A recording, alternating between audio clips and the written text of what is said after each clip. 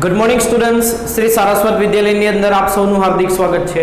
હું છું કુલદીપ ટંડેલ અને આપણે ફિઝિક્સ સબ્જેક્ટનો અભ્યાસ કરી રહ્યા છીએ. તો ચેપ્ટર નંબર 7 તરફ આગળ વધીએ.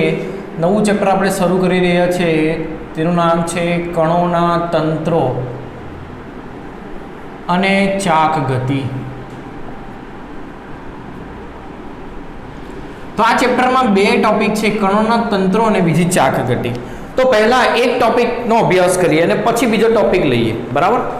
તો આ જે ચેપ્ટર છે બુકમાં થોડો અટપટો આપ્યો હશે, તમે બુકની અંદરથી વાંચશો તો તમને સમજાશે નહીં, એટલે એવા ફ્લોમાં હું તમને કરાવું જેથી ઇઝીલી તમને આખું ચેપ્ટર સમજાય. એટલે થોડું ધ્યાન આપતા રહેજો. આપણે પહેલા કણોના તંત્રનો અભ્યાસ કરીએ. કણોના તંત્રનો અભ્યાસ કરીએ. તો કણોના તંત્ર બે પ્રકારના હોય. પહેલું સતત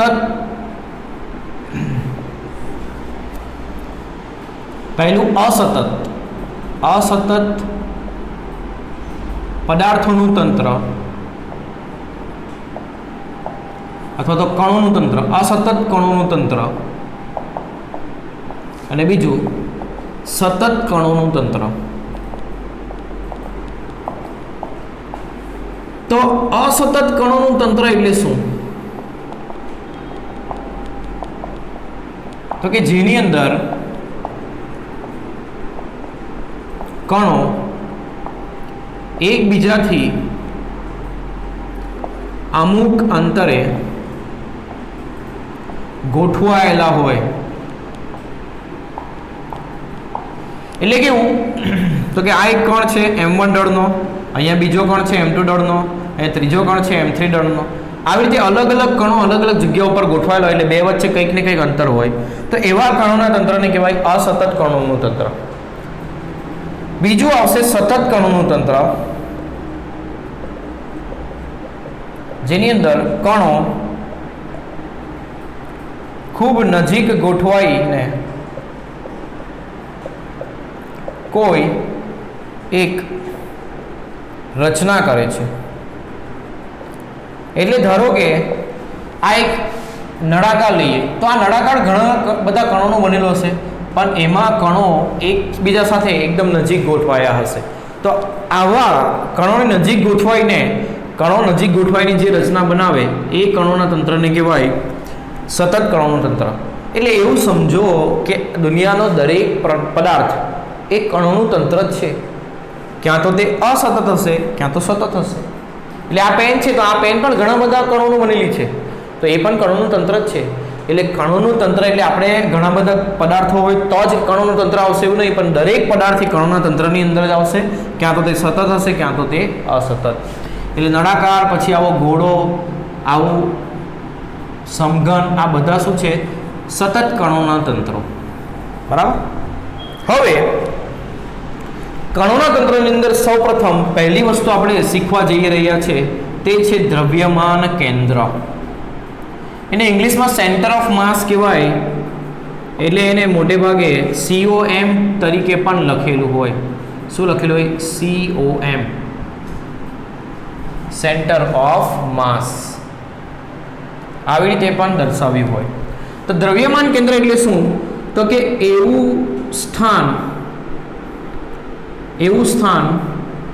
કે જ્યાં કણોના તંત્રનું દળ કેન્દ્રિત થયું હોય, તેને કણોના તંત્રનું દ્રવ્યમાન કેન્દ્ર કહે છે. એટલે ધારો કે આ પેન છે, કણોનું તંત્ર છે, એક એવું પોઈન્ટ આગળ એને રાખીશ કે જેથી એ બેલેન્સ થશે, સંતુલનમાં આવશે, એટલે તે હલશે નહીં મારા હાથ ઉપર. તો એ જે પોઈન્ટ હશે જ્યાં એ સંતુલનમાં આવી, એ પોઈન્ટ આગળ આખી પેનનું દળ કેન્દ્રિત થયું હશે, એટલે એને કહેવાય આ પેનનું દ્રવ્યમાન કેન્દ્ર. સમજાય છે? અથવા તો આ એક પાટિયું છે જેને આ આધાર ઉપર આપણે સ્ટેડી રાખવાનું છે. તો એક જ પાટિયું હોય તો આપણે સિમ્પલ આ રીતે સ્ટેડી રાખી શકીએ વચ્ચે મૂકીને, પરંતુ ધારો કે આના પર અલગ અલગ ઘોડા મૂકેલા હોય તો તમારે એને સ્ટેબી રાખવા માટે કોઈ એક બીજું સ્થાન પસંદ કરવું પડશે, જે આ બાજુ ક્યાંક આવશે. એનો મતલબ એવો થયો કે આ જે સ્થાન છે ત્યાં આનું અને આનું પાટિયાનું ત્રણેયનું દળ કેન્દ્રિત થયું હશે તો જ એ સ્ટેબલ રહે. એટલે આ જે પોઈન્ટ છે એને કહેવાય આ તંત્રનું દ્રવ્યમાન કેન્દ્ર. એટલે દ્રવ્યમાન કેન્દ્ર એટલે આખા કણોના તંત્રનું દળ કોઈ એક બિંદુ આગળ કેન્દ્રિત થયું હોય તેને કહેવાય દ્રવ્યમાન કેન્દ્ર. એ દ્રવ્યમાન કેન્દ્ર એટલે કે સ્થાન છે, એક બિંદુ છે. એ બિંદુ ક્યાં આવેલું એ શોધતા આપણે શીખવાનું છે. તો એની અંદર એક નોંધ યાદ રાખજો કે નિયમિત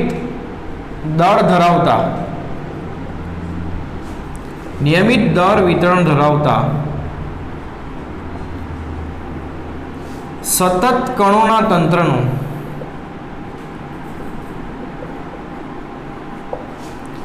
દ્રવ્યમાન કેન્દ્ર તેના ભૌમિતિક કેન્દ્ર આગળ આવેલું હોય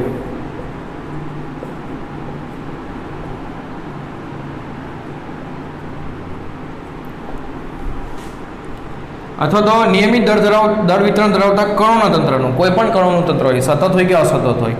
એટલે ધારો કે સતત લઈએ તો આ એક નળાકાર છે, તો તેનું દ્રવ્યમાન કેન્દ્ર ક્યાં હશે, કેવી રીતે શોધવું? તો એનું ભૌમિતિક કેન્દ્ર કયું આવે? આ. હવે નિયમિત દળ વિતરણ એટલે શું? તો કે દરેક ભાગમાં દળ સમાન હશે, એવું નહીં કે કોઈ ભાગમાં દળ વધારે હોય, કોઈ ઓછું હોય, તો તેને નિયમિત દળ વિતરણ કહેવાય. તો એવા વિતરણ ધરાવતા કણોના તંત્રમાં દ્રવ્યમાન કેન્દ્ર ક્યાં આવેલું હોય? તો એના ભૌમિતિક કેન્દ્ર પર. તો આ ત્રિકોણીય ભાગ હોય તો એનું દ્રવ્યમાન કેન્દ્ર એના ભૌમિતિક કેન્દ્ર પર. આ એક ચોરસ હોય તો એનું દ્રવ્યમાન કેન્દ્ર એના ભૌમિતિક કેન્દ્ર પર. પછી ધારો કે આવા બે પદાર્થ ધરાવતો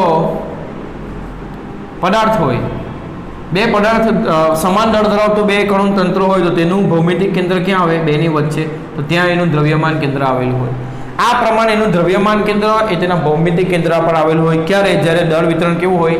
નિયમિત હોય. એટલે દરેક જગ્યાએ દળ સમાન રીતે વહેંચાયેલું હોય તો. એટલે આ બંને ગોળાના દળ સમાન છે, તેથી આ બે ગોળાના તંત્રનું દ્રવ્યમાન કેન્દ્ર તેની વચ્ચે આવશે. તો આ રિંગ હોય તો રિંગનું દ્રવ્યમાન કેન્દ્ર ક્યાં આવે? તો રિંગનું કેન્દ્ર આગળ ભૌમિતિક કેન્દ્ર, રિંગનું ભૌમિતિક કેન્દ્ર આવે એટલે અહીંયા એનું દ્રવ્યમાન કેન્દ્ર આવે. ખ્યાલ આવે? ચાલો આગળ જઈએ. હવે ધારો કે નિયમિત દળ વિતરણ નથી, તો દ્રવ્યમાન કેન્દ્ર કેવી રીતે શોધીશું? તો દ્રવ્યમાન કેન્દ્ર શોધવા માટે દળની ચાક માત્રા આપણે સૌ પ્રથમ શોધવી પડશે. શું શોધવી પડશે? દળની ચાક માત્રા.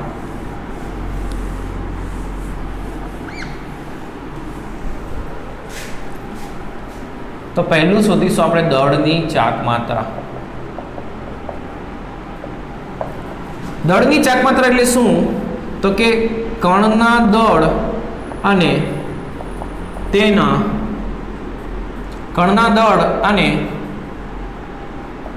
તેના સંદર્ભ બિંદુની સાપેક્ષે સ્થાન સદિશના ગુણાકારને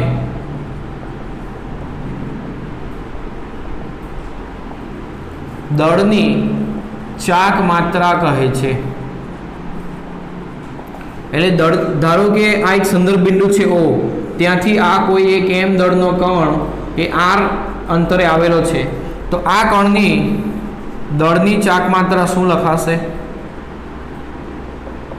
એનું દળ અને તેના સ્થાન સદિશનો ગુણાકાર. આ કણ માટે દળની ચાક માત્રા થશે. હવે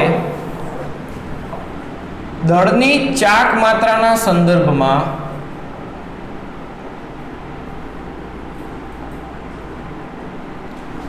દ્રવ્યમાન કેન્દ્ર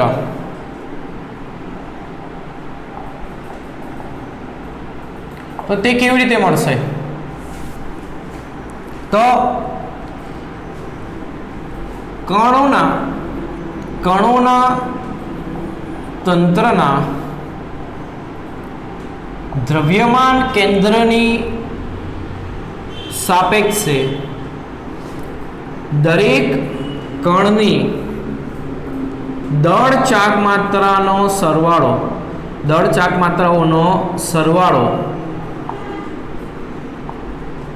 એ શૂન્ય થાય છે.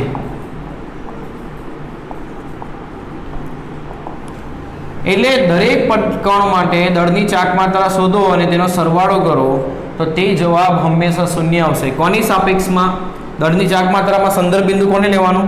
દ્રવ્યમાન કેન્દ્રને. એટલે દ્રવ્યમાન કેન્દ્રની સાપેક્ષમાં તમે દરેક કણની ચાક માત્રા ગણશો, દળ ચાક માત્રા, તો તે દળ ચાક માત્રા, અને દળની ચાક માત્રા નહીં પણ દળ ચાક માત્રા લખીએ તો દળ ચાક માત્રાઓનો સરવાળો એ હંમેશા શૂન્ય થશે.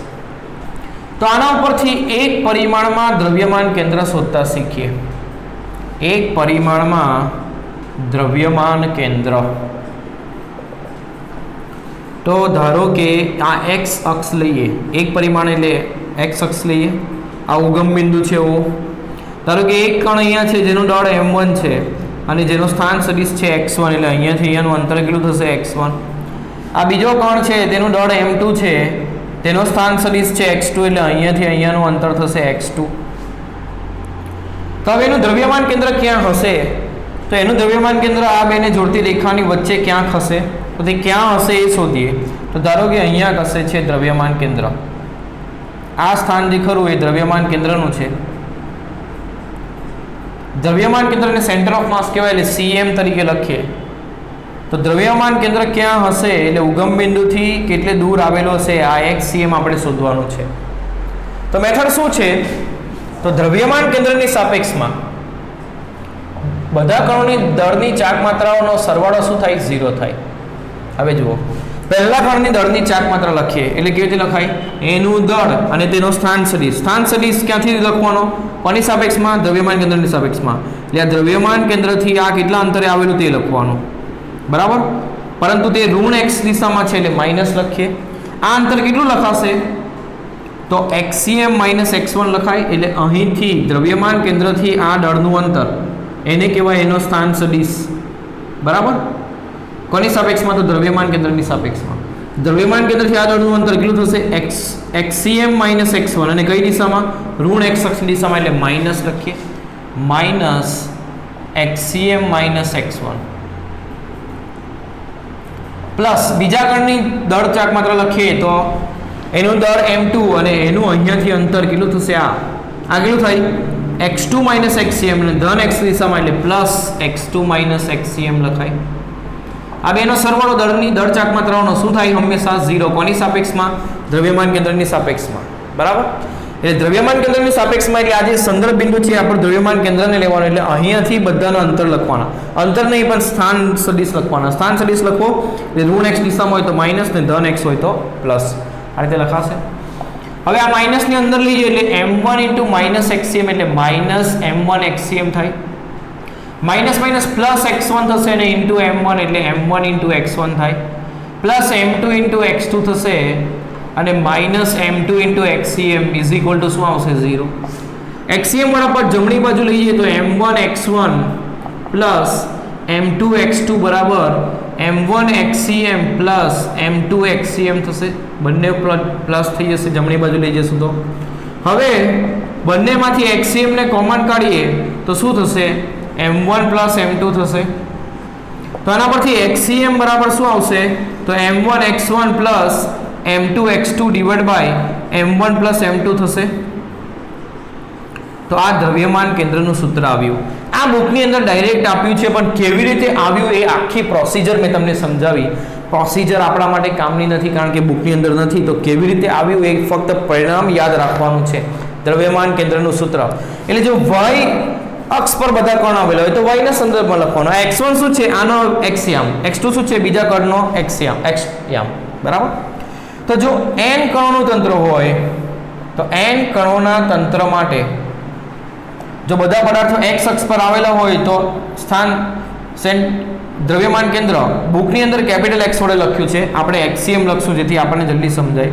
તો xcm બરાબર m1 x1 plus m2 x2 plus up two n કણોનું તંત્ર એટલે બધા કણો માટે mn xn ડિવાઇડ બાય બધાનો સરવાળો એટલે m1 plus m2 plus up to mn. અને જો y અક્ષ પર કણો આવેલા હોય તો m1 y1 plus m2 y2 plus up to mn yn divide by m1 plus m2 up to mn. આ રીતે થશે, શોધાશે દ્રવ્યમાન કેન્દ્ર. તો સરળતાથી દ્રવ્યમાન કેન્દ્ર શોધાય, બરાબર. ચાલો, એક પરિમાણમાં દ્રવ્યમાન કેન્દ્ર શોધતા આપણને આવડ્યું. હવે આવી જ રીતે દ્રવ્યમાન કેન્દ્ર દ્વિપરિમાણમાં શોધતા શીખીએ.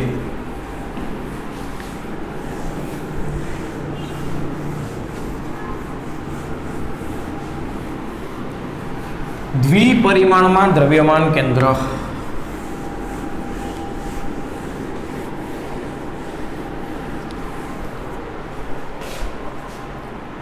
દ્વિપરિમાણમાં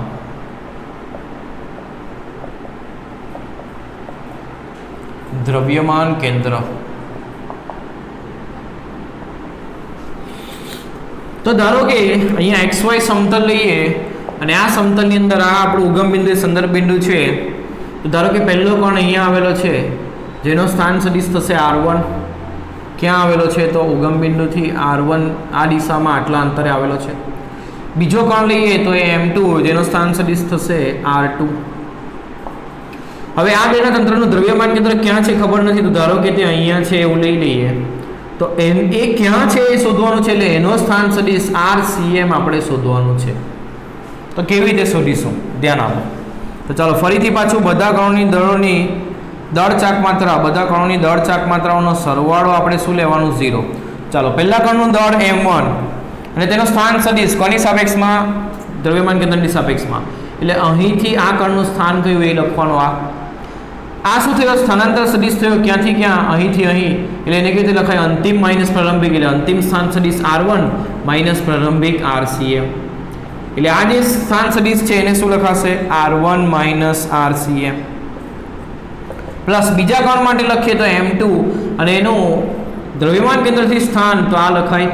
એટલે આ પ્રારંભિકથી અંતિમ, એટલે અંતિમ સ્થાન R2 અને પ્રારંભિક RCM. એટલે આ સદિશને તમે R2 માઇનસ RCM લખી શકો. ઇઝ ઇક્વલ ટુ શું થશે? 0.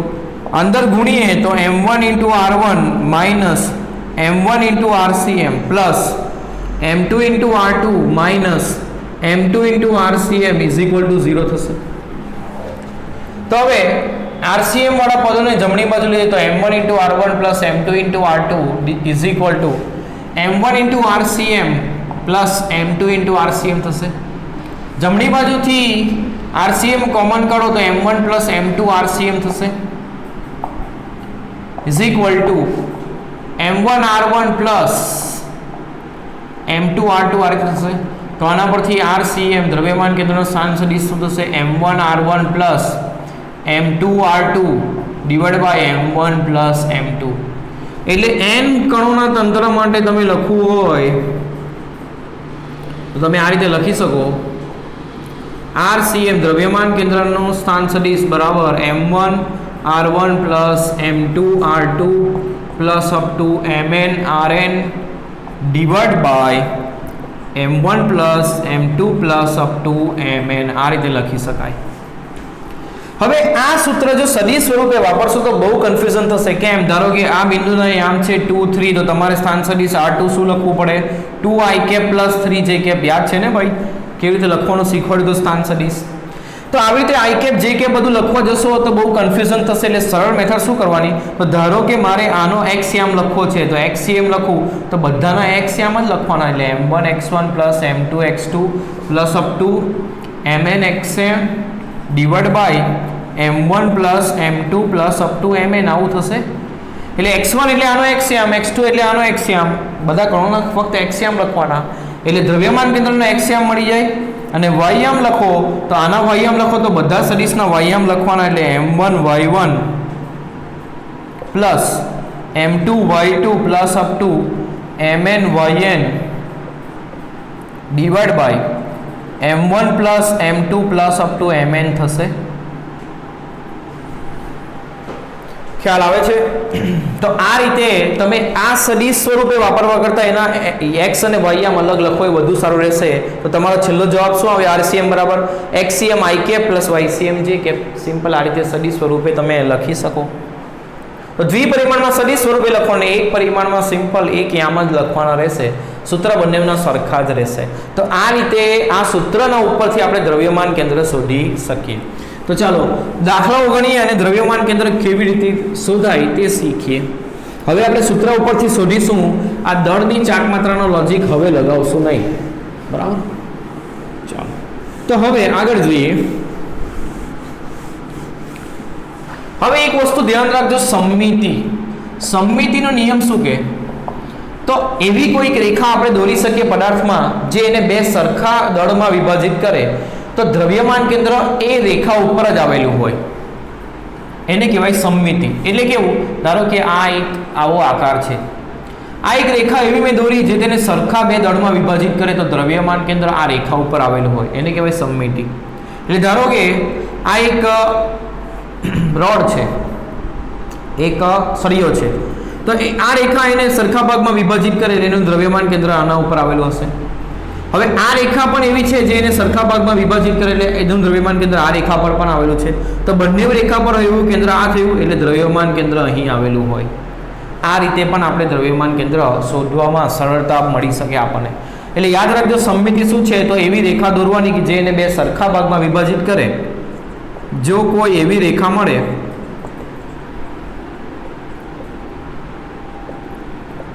કે જે તંત્રને સરખા દળમાં વિભાજિત કરે તો તંત્રનું દ્રવ્યમાન કેન્દ્ર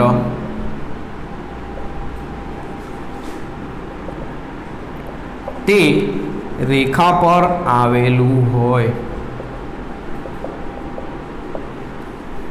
ચાલો હવે ચોપડીના દાખલાઓ સોલ્વ કરીએ.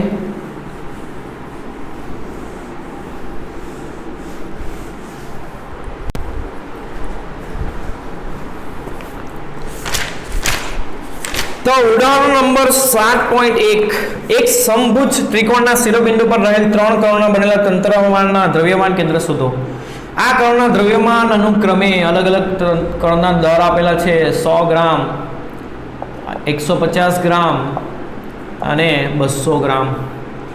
સમભુજ ત્રિકોણની દરેક બાજુની લંબાઈ છે 0.5 મીટર. આકૃતિ આ ધ્યાનમાં લેવાની છે સમભુજ ત્રિકોણની. સમભુજ એટલે બધી બાજુના માપ સરખા, સમબાજુ ત્રિકોણ એવું કહેવાય.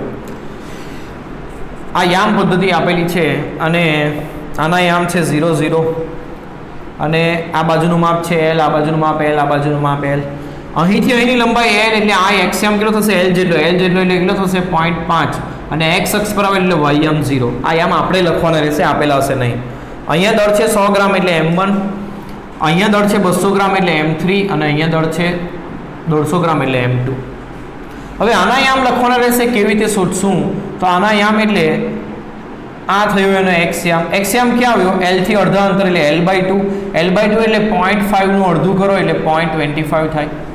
હવે y યામ શોધીએ તો એ y3 છે. ધારો કે y યામ ક્યાં આવશે? તો અહીંયા આવશે. અહીંયા જે બિંદુ હશે યામ એ y યામ થશે.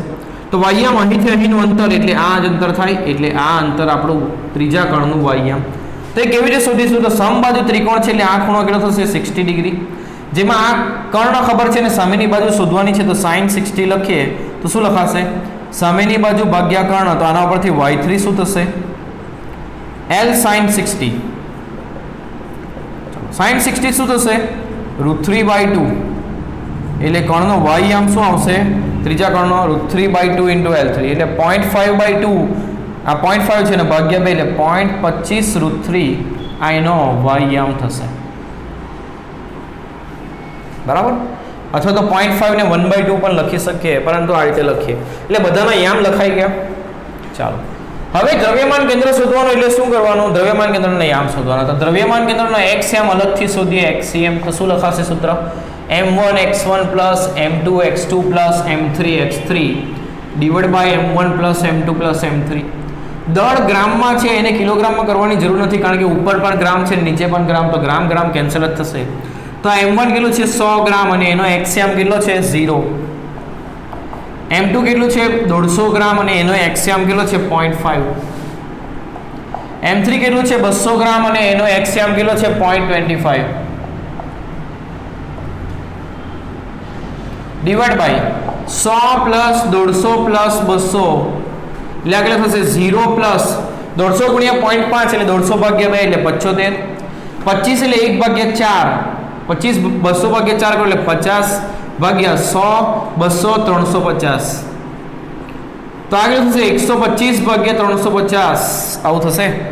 125 ને આપણે 100 200 300 450 સોરી આ ભૂલ થઈ 450.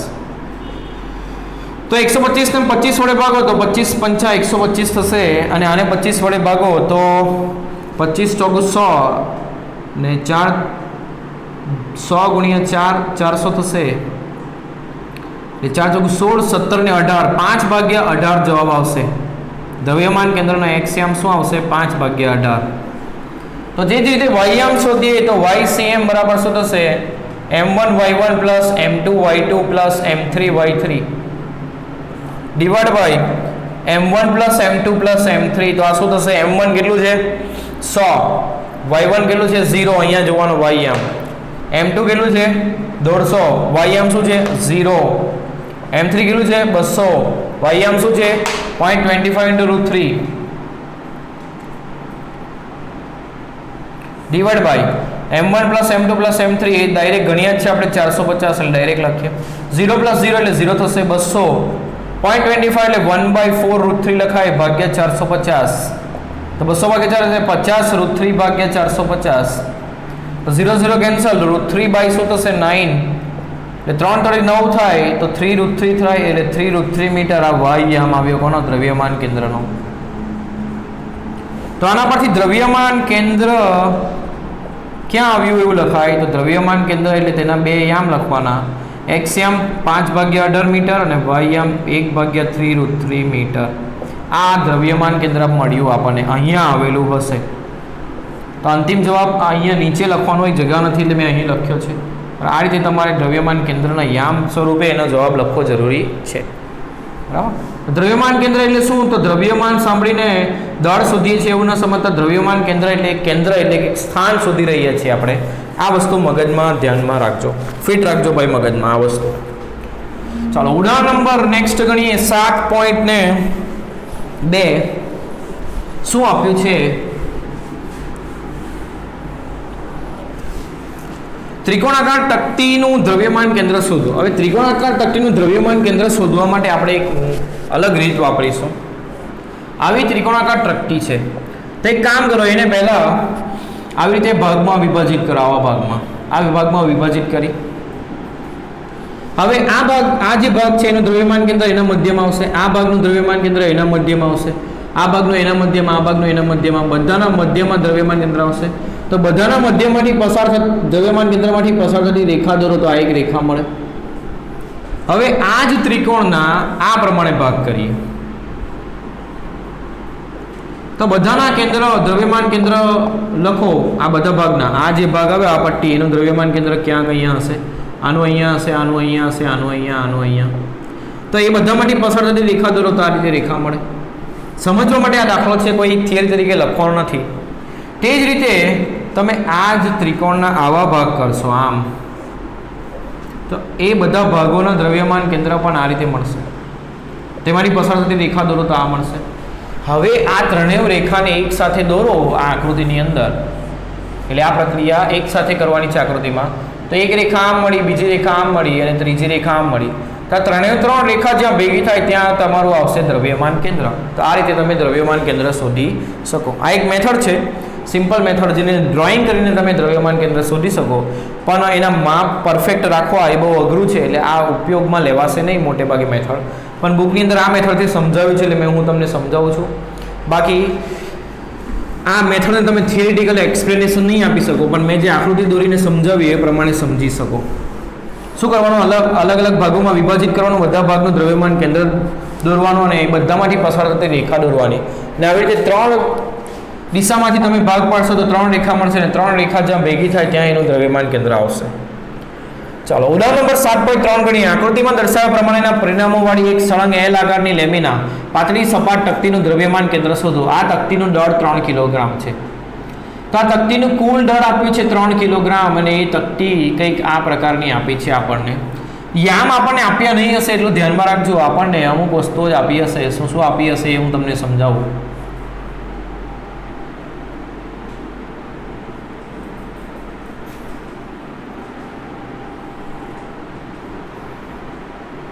આ પ્રકારની એલ શેપની તકતી છે.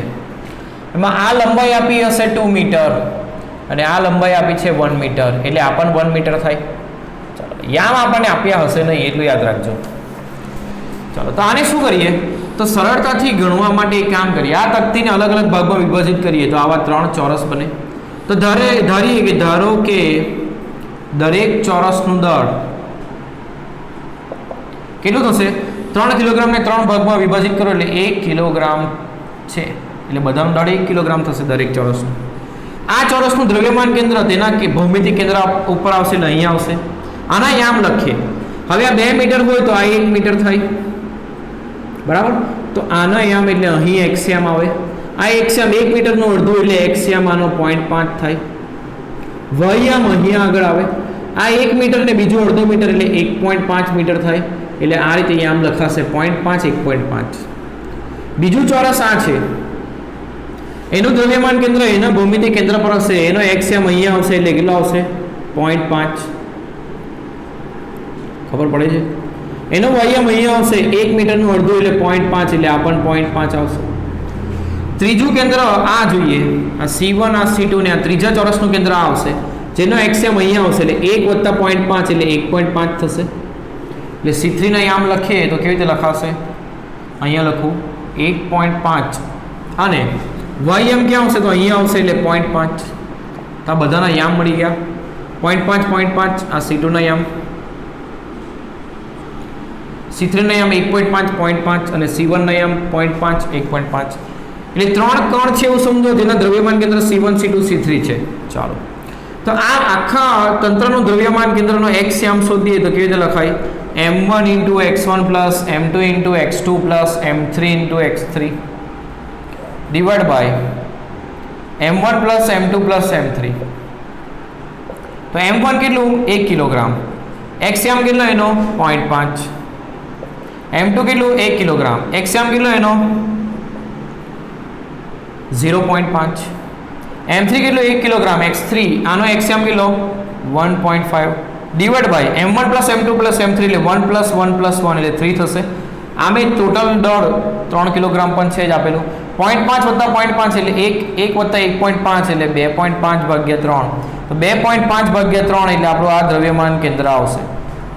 તો એને કેલ્ક્યુલેટરની અંદર સોલ્વ કરીએ અથવા તો બુકમાં આપ્યું એ હિસાબે, તો આને કેલ્ક્યુલેટરની અંદર સોલ્વ કરી શકાય અથવા બુકમાં આપ્યું એ હિસાબે કરવું હોય તો 25/30 લખાય, 5 × 25 ને 6 × 30 એટલે 5/6 આવે. એ દ્રવ્યમાન કેન્દ્રના x યામ આ રીતે મળે. y યામ શોધીએ દ્રવ્યમાન કેન્દ્રનો તો m1 y1 + m2 y2 + m3 y3 divide by m1 + m2 + m3. તો m1 1 કિલોગ્રામ, y1 y યામ આનો કેટલો છે 1.5, m2 1 કિલોગ્રામ, y2 આનો y યામ 0.5, m3 1 કિલોગ્રામ, y3 આનો y યામ 0.5 divide by m1 + m2 m3 એટલે 3 કિલોગ્રામ થાય. 1.5 + 0.5 એટલે 2.5/3 એટલે આ પણ કેટલું આવ્યું 5/6 મીટર. એટલે દ્રવ્યમાન કેન્દ્ર ક્યાં આવશે તો દ્રવ્યમાન કેન્દ્ર એટલે એના યામ લખવાના બંને 5/6 5/6. આ યામ આગળ દ્રવ્યમાન કેન્દ્ર હશે. સ્વાધ્યાયનો દાખલો ગણીએ તો સ્વાધ્યાયનો દાખલો નંબર 1, સ્વાધ્યાયનો દાખલો નંબર 1 ઇમ્પોર્ટન્ટ દાખલો 1 માર્ક માટે ધ્યાન આપો થોડું. શું કીધું છે?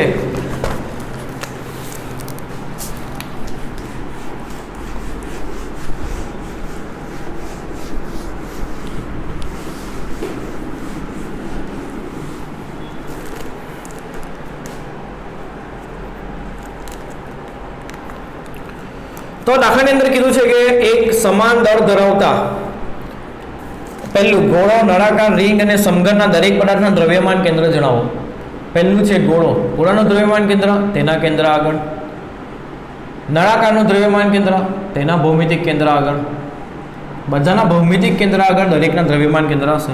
રિંગ માટે તેના ભૌમિતિક કેન્દ્ર આગળ અને સમઘન માટે તેના ભૌમિતિક કેન્દ્ર આગળ તેનું શું હશે દ્રવ્યમાન કેન્દ્ર હશે.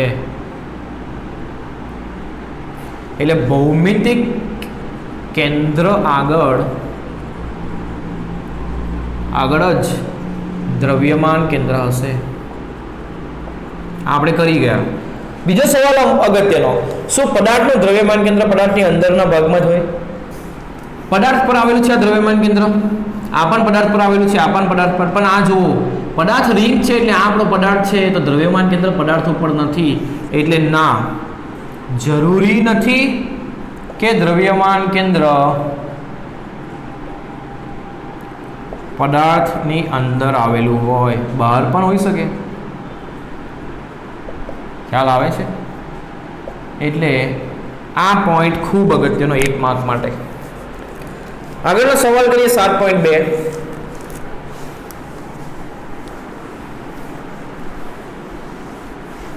તો એમાં શું આપ્યું છે? HCl અણુમાં બે પરમાણુ અને ન્યુક્લિયસ વચ્ચેનું અંતર લગભગ 1.27 એંગસ્ટ્રોમ છે. એટલે HCl માં એક H હશે અને બીજું Cl હશે. H પ્લસ અને Cl માઇનસ હશે. બેના કેન્દ્રો વચ્ચેનું અંતર 1.27 એંગસ્ટ્રોમ છે. ક્લોરીન અણુ એ હાઇડ્રોજન પરમાણુથી લગભગ 35.5 ગણો દળદાર છે. એટલે ક્લોરીનનું દળ એ હાઇડ્રોજન કરતાં 35.5 ગણું છે. અને આ અણુનું લગભગ તમામ દળ તેના ન્યુક્લિયસમાં કેન્દ્રિત થાય. એટલે સેન્ટર પર લેવાનું. ન્યુક્લિયસ ક્યાં આવે? વચ્ચે. તેમ આપેલ છે. તો અણુના CMનું એટલે સેન્ટર ઓફ માસનું આશરે સ્થાન, એનું સ્થાન ક્યાં હશે? તો બે વચ્ચેનું અંતર આપેલ છે એટલે એને એક પરિમાણમાં લઈને ગણતરી કરી શકાય. તો ધારો કે આ x અક્ષ લઈ લો અને આને ઉગમ બિંદુ લઈ લો. ઉગમ બિંદુ લઈ લો એટલે એને એક્સિયામ શું થાય? 0. આ ઓ લખ્યું છે મેં, ઉગમ બિંદુ. અને આનો એક્સિયામ શું થાય? તો અહીંથી અહીંનું અંતર એટલે એ કેટલું થશે? 1.27 એંગસ્ટ્રોમ. તો દ્રવ્યમાન કેન્દ્ર ક્યાં છે તે શોધવું હોય તો શું કરશું? m1x1 plus m2x2 divide by m1 એટલે હાઇડ્રોજન એટલે MH, m2 એટલે m ક્લોરીન એટલે MCl ભાગ્યા MH પ્લસ MCl. તો હાઇડ્રોજનનું દળ ખબર નથી, એનો એક્સિયામ 0 કારણ કે ઉગમ બિંદુ આગળ લીધું છે. એને સરળતાથી ગણતરી કરવા માટે એવું કરવાનું કે કોઈ એક કણને ઉગમ બિંદુ આગળ લઈ લેવાનું. ક્લોરીનનું દળ MCl બરાબર 35.5 mH થશે અને એનો એક્સિયામ 1.27 angstrom divide by MH plus M chlorine 35.5 mH થશે. તો આ 0 થઈ ગયું અને આ 30.5 into 1.27 angstrom into MH 35.5 plus 1 એટલે 36.5 mH થશે. MH cancel. તો 35.5 into 1.27 divide by 36.5 is equal to થશે 1.235 એટલે 1.24 એંગસ્ટ્રોમ અથવા તો 235 એંગસ્ટ્રોમ જ રાખીએ તો આટલા અંતરે હશે. પણ એ અંતર ક્યાંથી આવ્યું? તો દ્રવ્યમાન કેન્દ્રથી. દ્રવ્યમાન કેન્દ્રથી એટલે ક્યાં આગળ? દ્રવ્યમાન કેન્દ્રથી એટલે સોરી ઉગમ બિંદુથી. આ અંતર ક્યાંથી આવ્યું? ઉગમ બિંદુથી. એક્સિયામ એટલે ઉગમ બિંદુથી અંતર. ઉગમ બિંદુથી અંતર એટલે ઉગમ બિંદુ પર કોણ છે? હાઇડ્રોજન. એટલે આપણે એવું લખી શકીએ કે દ્રવ્યમાન કેન્દ્ર